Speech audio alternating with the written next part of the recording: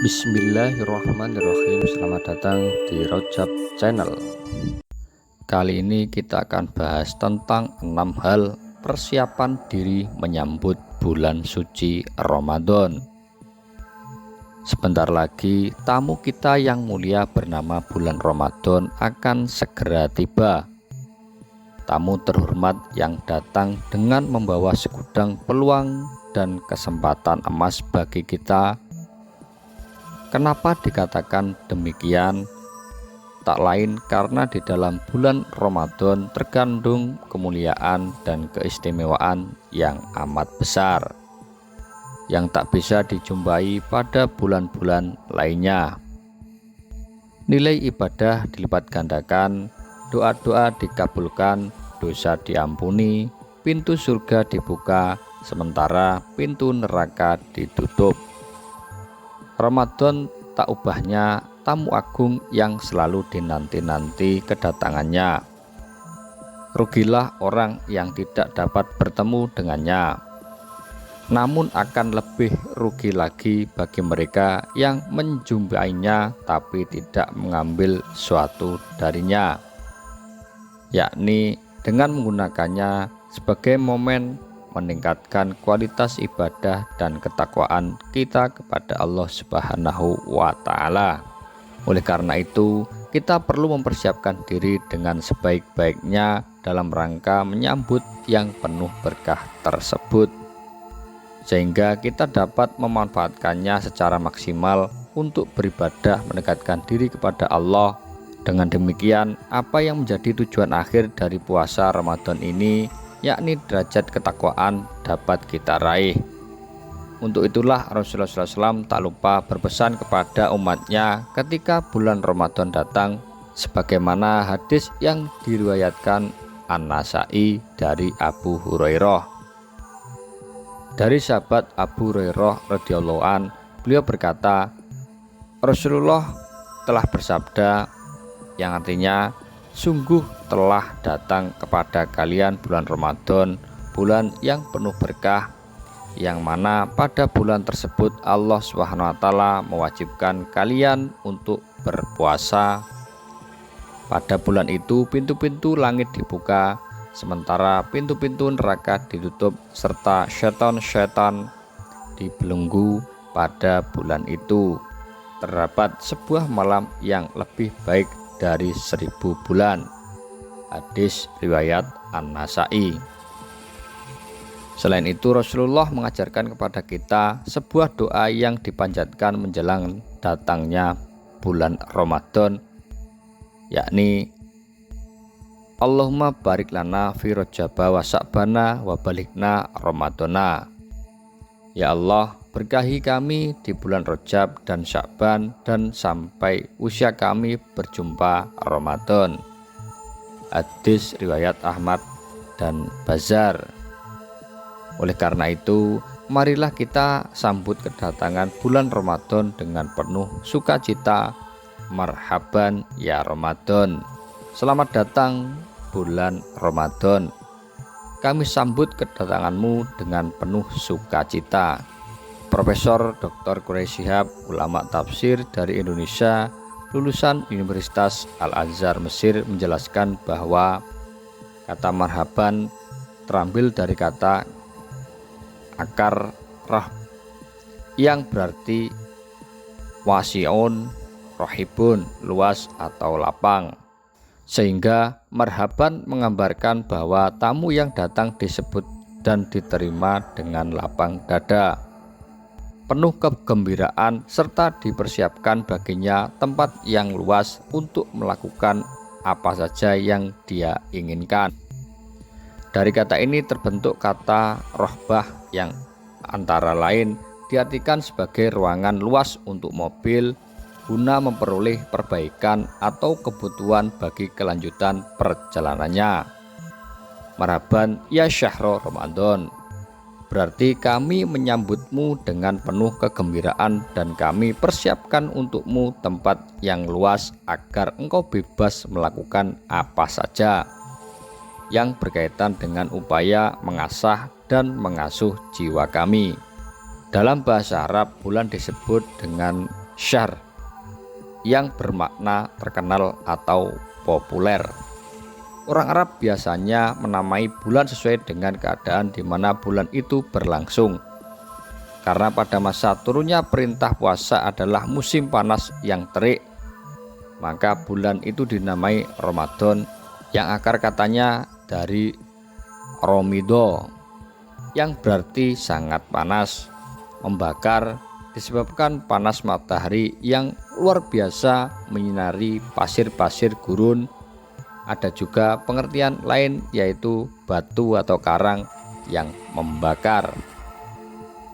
Pengertian di atas sesuai dengan makna filosofis bulan Ramadan, yaitu membakar dosa-dosa yang pernah dilakukan dengan menahan makan dan minum dan apa-apa yang membatalkannya.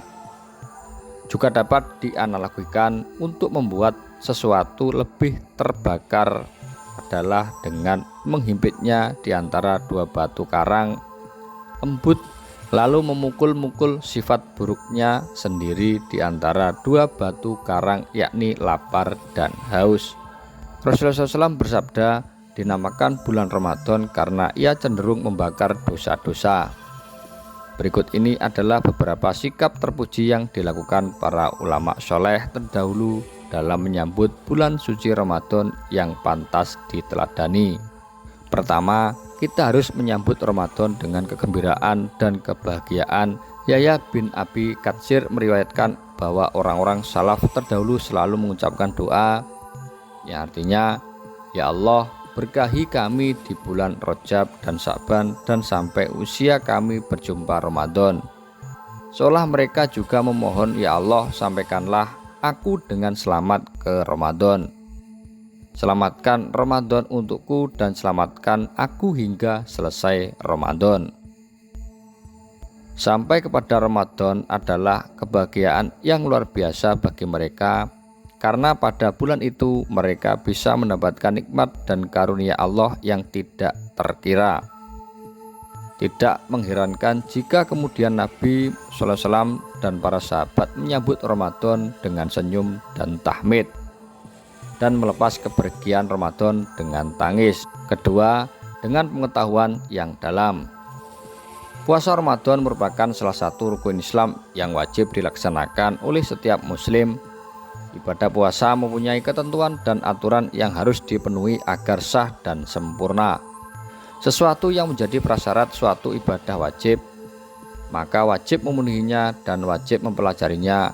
Ilmu tentang ketentuan puasa atau yang sering disebut dalam fikih, puasa merupakan hal yang wajib dipelajari oleh setiap muslim, minimal tentang hal-hal yang menjadi sah dan tidaknya puasa. Persepsi dan pengetahuan yang utuh tentang bulan Ramadan akan menghindarkan diri dari kesalahan-kesalahan yang bisa merusak ibadah Ramadan disebabkan oleh ketidaktahuan kita. Persepsi yang utuh tentang keutamaan Ramadan akan mendorong tumbuhnya motivasi dari dalam diri untuk menjalani ibadah dengan sebaik-baiknya. Oleh karena itu, pada bagian ini, persiapan-persiapan yang bisa dilakukan adalah dengan banyak bertanya, belajar, dan membaca. Orang akan mampu mengerjakan sesuatu dengan sempurna dan riang gembira jika ia tahu dengan pasti apa alasan, tujuan, dan manfaat di balik suatu yang ia kerjakan. Ketiga, dengan doa. Bulan Ramadan selain merupakan bulan karunia dan kenikmatan beribadah, juga merupakan bulan tantangan menahan nafsu untuk berbuat jahat, tantangan untuk menggapai kemuliaan malam Lailatul Qadar, dan tantangan-tantangan lainnya. Keterbatasan manusia mengharuskannya untuk selalu berdoa agar optimis melalui bulan Ramadan. Keempat, dengan tekad atau planning yang matang untuk mengisi Ramadan. Niat dan azam adalah bahasa lain dari planning atau perencanaan. Orang-orang soleh terdahulu selalu merencanakan pengisian bulan Ramadan dengan cermat dan optimis. Beberapa kali dia akan menghatamkan membaca Al-Quran, beberapa kali salat malam, beberapa akan bersedekah dan memberi makan orang berpuasa.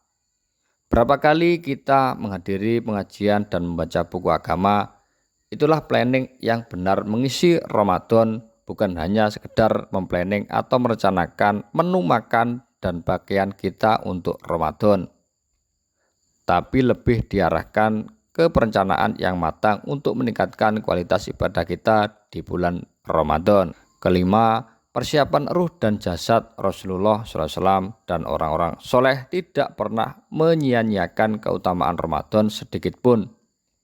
Rasulullah dan para sahabat memperbanyak puasa dan bersedekah pada bulan Sya'ban sebagai latihan sekaligus tanda kegembiraan menyambut datangnya Ramadan. Anas bin Malik radhiyallahu an berkata, ketika kaum muslimin memasuki bulan Sya'ban, mereka sibuk membaca Al-Quran dan mengeluarkan zakat mal untuk membantu fakir miskin yang berpuasa. Dengan mengondisikan diri pada bulan Sya'ban untuk berpuasa, bersedekah, dan memperbanyak ibadah, kondisi ruhiyah akan meningkat dan tubuh akan terlatih berpuasa dengan kondisi-kondisi seperti ini. Maka ketika memasuki bulan Ramadan, kondisi ruh dan iman telah membaik, yang selanjutnya dapat langsung menyambut bulan Ramadan yang mulia ini dengan amal dan kegiatan yang dianjurkan. Di sisi lain, tidak akan terjadi lagi gejolak fisik dan proses penyesuaian yang kadang-kadang dirasakan oleh orang-orang yang pertama kali berpuasa, seperti lemas, demam, dan sebagainya. Yang keenam, persiapan materi. Kemudian yang harus kita perhatikan menyongsong bulan Ramadan adalah persiapan finansial atau materi. Persiapan materi di sini tidak dimaksudkan untuk membeli kebutuhan berbuka dan sahur yang mewah dan mahal, bahkan kadang terkesan berlebihan. Tapi finansial atau materi yang diperuntukkan untuk menopang ibadah, sedekah, dan infak kita.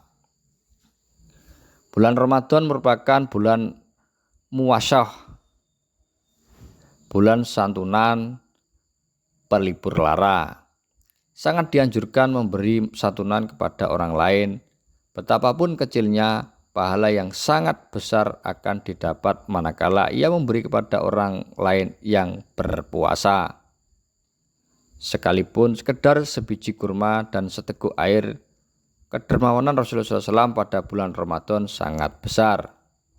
Digambarkan dalam beberapa riwayat bahwa sentuhan kebaikan dan santunan Rasulullah SAW kepada masyarakat sampai merata, lebih merata ketimbang sentuhan angin terhadap benda-benda di sekitarnya. Wallahu a'lam. Terima kasih telah menonton channel ini. Untuk materi selanjutnya silahkan ketik di kolom komentar. Assalamualaikum warahmatullahi wabarakatuh. Terima kasih telah menonton channel ini. Semoga bermanfaat. Jangan lupa like, share, dan subscribe.